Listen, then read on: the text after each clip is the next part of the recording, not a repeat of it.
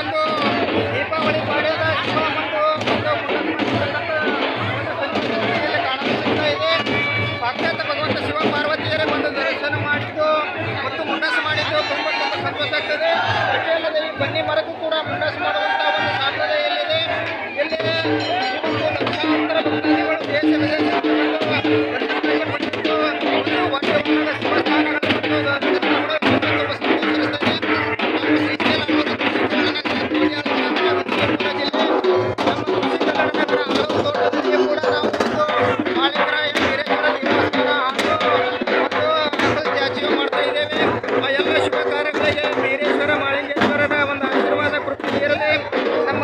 ಸವಾಲು ಸಮಸ್ಯೆ ಸಂಕಷ್ಟಗಳೆಲ್ಲ ಪರಿಹಾರ ಆಗಲಿ ಅಂತೇಳಿ ನಾವು ಈ ಮೂಲಕ ಕೇಳಿಕೊಂಡು ಶ್ರೇಷ್ಠಕರ್ತ ಶಿವ ಪಾರ್ವತಿಯರ ಒಂದು ಶ್ರೀರಕ್ಷೆ ನಮ್ಮ ಮೇಲೆ ಇರಲಿ.